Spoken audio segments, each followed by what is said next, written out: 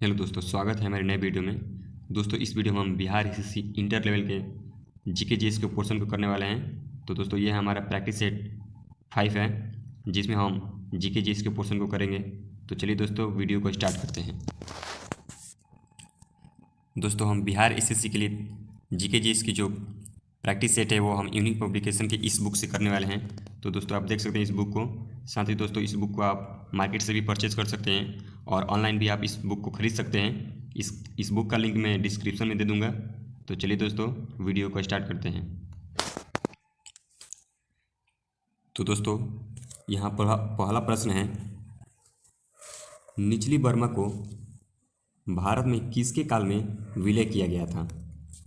Option है Lord Ripon, Lord Canning, Lord Dalhousie या Lord Hardinge.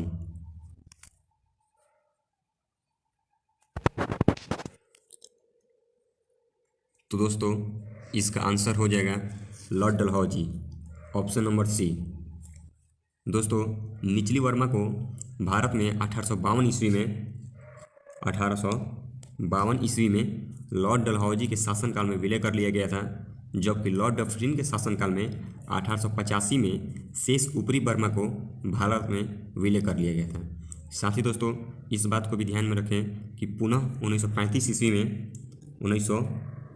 ईस्वी में अंग्रेज़ों ने बर्मा को भारत से अलग कर दिया था। यानी कि 1935 ईस्वी में जो बर्मा था वो भारत से अलग हो गया था और 1948 में अपनी स्वाधीनता प्राप्त कर ली थी। दोस्तों, इन मुख्य बिंदुओं को भी आप ध्यान में रखेंगे। तो चलिए दोस्तों, वीडियो में आगे बढ़ते हैं।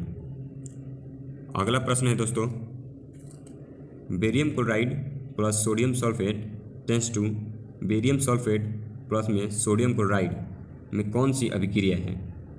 ऑप्शन है विस्थापन अभिक्रिया, संयोजन अभिक्रिया, द्विविस्थापन अभिक्रिया या उदासीनीकरण अभिक्रिया।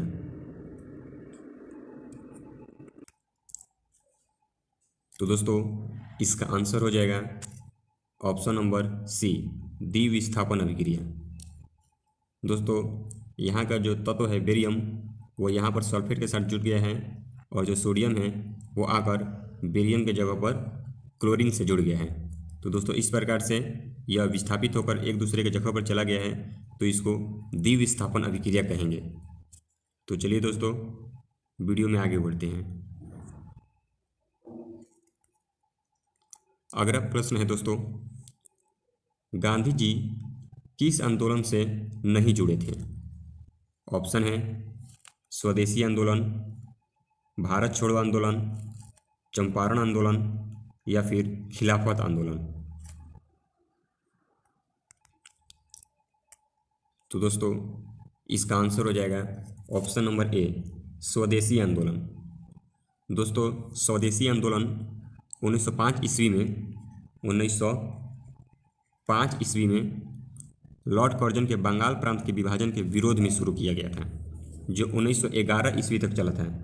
1905 से 1911 ईस्वी तक चला था, जबकि इस समय गांधी जी दक्षिण अफ्रीका में कार्यरत थे और गांधी जी दक्षिण अफ्रीका से 1915 में आए थे, जिस वजह से वे स्वदेशी आंदोलन में सम्मिलित नहीं थे।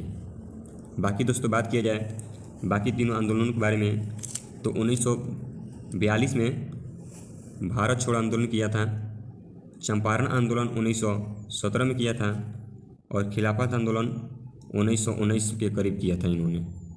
इन बिंदुओं को भी दोस्तों ध्यान में रखिएगा। बढ़ते हैं अगले प्रश्न की ओर। अगला प्रश्न है दोस्तों, मौलिक कर्तव्य किस देश के संविधान से लिया गया है? ऑप्शन है ब्रिटेन, रूस, अमेरिका या फिर कनाडा। तो दोस्तों, इसका आंसर हो जाएगा ऑप्शन नंबर बी, रूस। दोस्तों, संविधान के 42वें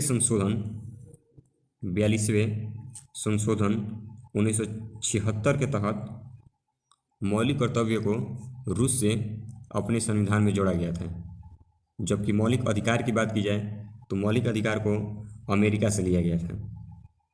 तो चलिए दोस्तों, बढ़ते हैं अपने अगले प्रश्न की ओर। अगला प्रश्न है, भारत के वर्तमान मुख्यमंत्री, माफ कीजिएगा, मुख्य न्यायाधीश कौन है?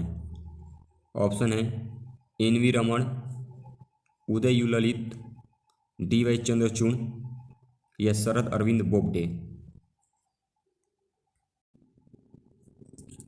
तो दोस्तों 27 नंबर का आंसर हो जाएगा option number C, D Y Chandrachud. दोस्तों डी वाई चंद्रचूड़ 9 नवंबर 2022 9 नवंबर 2022 से ही भारत के मुख्य न्यायाधीश के पद पर कार्यरत हैं। ये प्रश्न दोस्तों करंट अफेयर से किया गया है, करंट अफेयर को भी आप ध्यान में रखेंगे। तो चलिए दोस्तों वीडियो में आगे बढ़ते हैं। अगला प्रश्न है, राष्ट्रपति के महाभियोग के आरोप पत्र पर कितने लोगों का हस्ताक्षर होता है? ऑप्शन है 1/3 सदस्य, 2/3 सदस्य, 1/4 सदस्य या 2/4 सदस्य।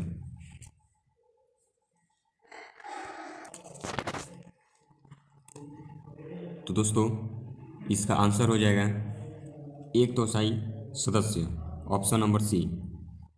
दोस्तों इसमें थोड़ा सा आप ध्यान रखिएगा, इसमें महाभियोग आरोप पत्र पर सदन के 1/4 सदस्यों का हस्ताक्षर होने चाहिए, जबकि यह महाभियोग का प्रस्ताव 2/3 बहुमत से पारित होना चाहिए। तो चलिए दोस्तों इन दोनों बातों को आप ध्यान में रखिएगा। तो बढ़ते हैं दोस्तों अपने अगले प्रश्न की ओर। अगला प्रश्न है, राज्यसभा में सभापति और उपसभापति के अनुपस्थित होने पर सदन की अध्यक्षता कौन करता है? ऑप्शन है स्पीकर, डिप्टी स्पीकर, संसदीय कार्य मंत्री या उपसभापति पैनल का सदस्य।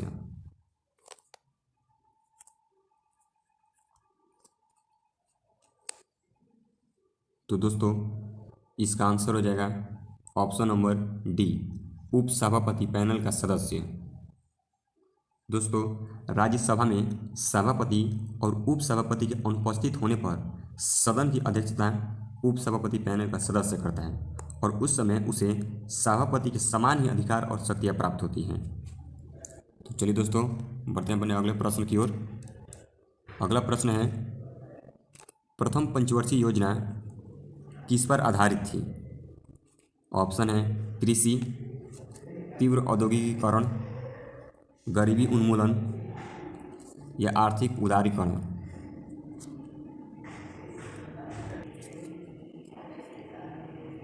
तो दोस्तों इसका आंसर हो जाएगा ऑप्शन नंबर ए, कृषि।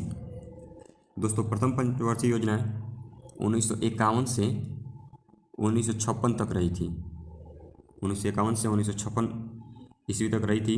यह कृषि पर आधारित थी और साथ ही क्योंकि इस योजना ने सबसे अधिक प्राथमिकता कृषि को दी, जिसमें सिंचाई तथा विद्युत परियोजनाएं शामिल थी। यह योजना हैरोल्ड डोमर मॉडल पर आधारित थी, हैरोल्ड डोमर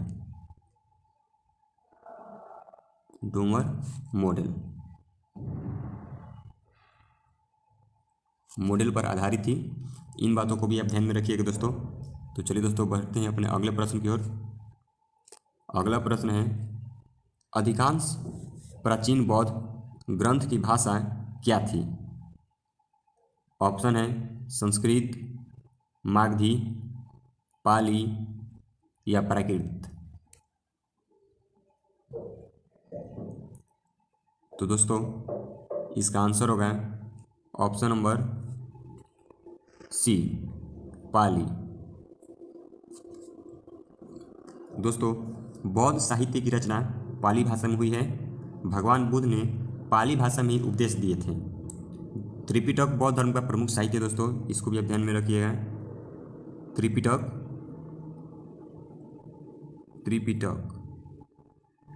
बौद्ध धर्म का प्रमुख साहित्य है, जिसमें भगवान बुद्ध के उपदेश संग्रहित हैं, जो कि पाली भाषा में ही लिखा गया है। तो चलिए दोस्तों बढ़ते हैं अपने अगले प्रश्न की ओर। तो दोस्तों अगला प्रश्न है, शांति की मूर्ति कहाँ स्थापित की गई है?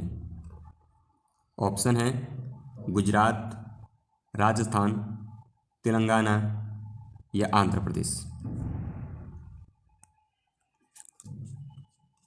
तो दोस्तों इसका आंसर हो जाएगा ऑप्शन नंबर बी, राजस्थान।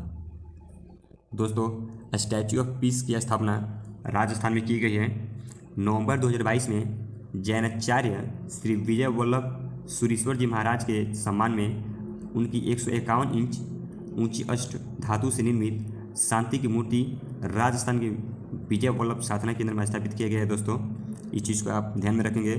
इसकी जो ऊंचाई है वह 151 इंच है, 151 इंच यानी कि 12.6 फीट। तो चलिए दोस्तों अपने अगले प्रश्न की ओर बढ़ते हैं। अगला प्रश्न है, राजतंत्र के बाद नेपाल में किस तरह की शासन अपनाई गई? ऑप्शन है प्रत्यक्ष लोकतंत्र, अध्यक्षात्मक लोक शासन, समाजवादी शासन या लोकतांत्रिक गणराज्य। तो दोस्तों इसका आंसर हो जाएगा ऑप्शन नंबर डी, लोकतांत्रिक गणराज्य। दोस्तों नेपाल में पुरानी राजशाही व्यवस्था को 2008 में समाप्त कर लोकतांत्रिक गणराज्य बनाया गया था। और लोकतांत्रिक गणराज्य में जनता शासकों का चुनाव करती है, हम सभी जानते हैं दोस्तों, जबकि राजतंत्र में शासन वंशानुगत होता है। तो चलिए दोस्तों बढ़ते हैं अपने अगले प्रश्न की ओर। अगला प्रश्न है दोस्तों, समूह 13 का तत्व किस तरह का ऑक्साइड बनाएगा? ऑप्शन है MO2, M2O, MO, M2O3। तो दोस्तों समूह 13 की जो संयोजकता होगी वो 3 होगी। समूह 13 की संयोजकता दोस्तों 3 होगी और ऑक्साइड यानी ऑक्सीजन की संयोजकता 2 होगी। यदि धातु हम M लें और ऑक्सीजन O हो जाए तो हम जानते हैं दोस्तों यौगिक में जब संयोजकता जो होती है वो सीधे सीधे नहीं दी जाती बल्कि तिरछा तिरछी दी जाती है, यानी कि 2 इसके पास और 3 O के पास चला जाएगा, जिस तरह से ये M2 और O3 बन जाएगा। यानी ऑप्शन नंबर डी इसका राइट आंसर हो जाएगा। तो चलिए दोस्तों बढ़ते हैं अपने अगले प्रश्न की ओर। अगला प्रश्न है, लेगोंग नृत्य कहाँ से संबंधित है? ऑप्शन है इंडोनेशिया, इराक, ब्राज़ील, मिस्र।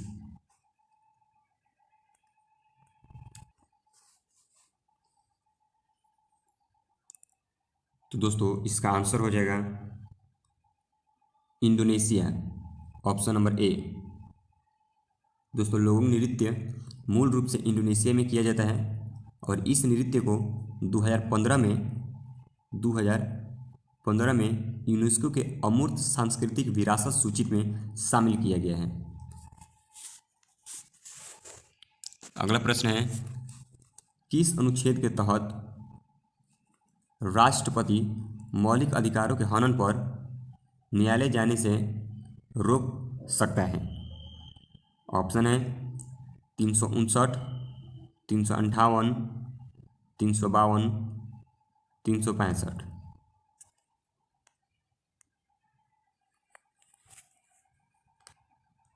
तो दोस्तों इसका आंसर हो जाएगा ऑप्शन नंबर ए, 359। दोस्तों अनुच्छेद 359 अन्य मौलिक अधिकारों के निलंबन से संबंधित है, जिसे आपातकाल के दौरान राष्ट्रपति द्वारा निलंबित कर दिया जाता है।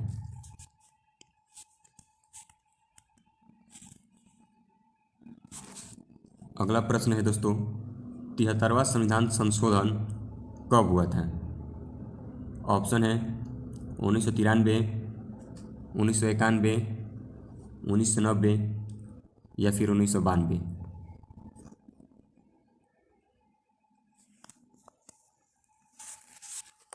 तो दोस्तों इसका आंसर हो जाएगा ऑप्शन नंबर डी, 1992। दोस्तों 73वां संविधान संशोधन द्वारा 1992 में पंचायती राज संस्थाओं को संवैधानिक स्थिति एवं सुरक्षा प्रदान की गई। इसके तहत संविधान में भाग 9 जोड़ा गया जिसे पंचायत नाम दिया गया है। तो चलिए दोस्तों बढ़ते हैं अगले प्रश्न की ओर। अगला प्रश्न है दोस्तों, तारे टिमटिमाते हैं क्यों? प्रकाश के परावर्तन द्वारा, अपवर्तन के द्वारा, वर्ण विक्षेपण द्वारा या प्रकीर्णन द्वारा?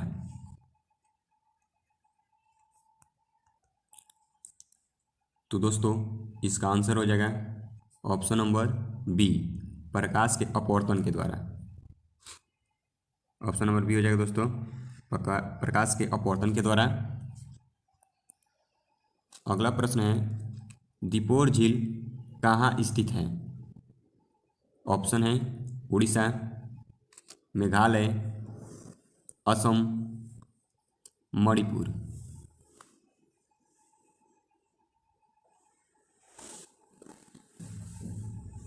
तो दोस्तों इसका आंसर हो जाएगा ऑप्शन नंबर सी, असम। दोस्तों दीपोर झील असम राज्य में स्थित है। ये मीठे पानी की झील है। यह महत्वपूर्ण पक्षी क्षेत्र और एक रामसर साइट है। अगला प्रश्न है दोस्तों, एनीमिया रोग किसकी कमी से होता है? ऑप्शन है iron, iodine, calcium, potassium. Option number A इसका राइट आंसर हो जाएगा दोस्तों, आयरन। आयरन की कमी से एनीमिया रोग होता है दोस्तों, जबकि इसकी अधिकता से लौह माह्यता रोग होता है। इसको भी आप ध्यान में रखेंगे दोस्तों, लौह माह्यता, इसकी अधिकता से लौह माह्यता।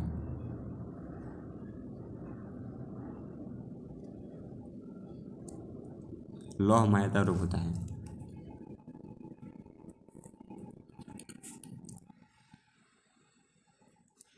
अगला प्रश्न है दोस्तों, निम्नलिखित में से किस राष्ट्रीय उद्यान का युग्म गलत है? कान्हा, मंडला, इंद्रावती, दांतेवाड़ा, बांधवगढ़, उमरिया, कुन्नो, छिंदवाड़ा। तो दोस्तों इसका राइट आंसर हो जाएगा option number D, Kunno Chhindwara. दोस्तों कुन्नो जो है छिंदवाड़ा में नहीं बल्कि श्योपुर में स्थित है। श्योपुर।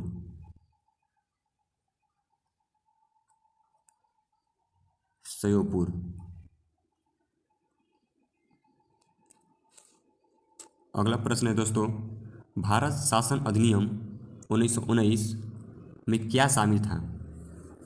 ऑप्शन है संघीय राज्य की व्यवस्था, द्विसदनीय विधानमंडल, प्रांतों में द्वैध शासन या फिर केंद्र में द्वैध शासन प्रणाली का आरंभ।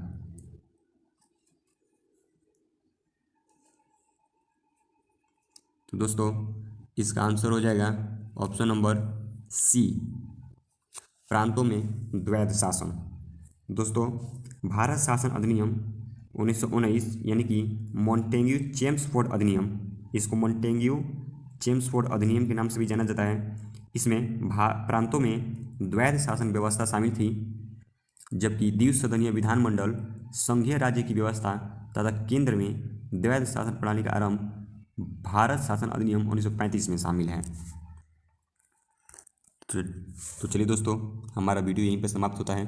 दोस्तों वीडियो अच्छा लगा हो तो इसे लाइक करें और साथ ही इस चैनल पर नए हैं तो इस चैनल को सब्सक्राइब जरूर कर लें, ताकि सरकारी नौकरी से संबंधित जितनी भी जानकारी है इसको आपको प्रदान की जा सके और बिहार एसएससी की तैयारी आपकी सही तरीके से हो सके।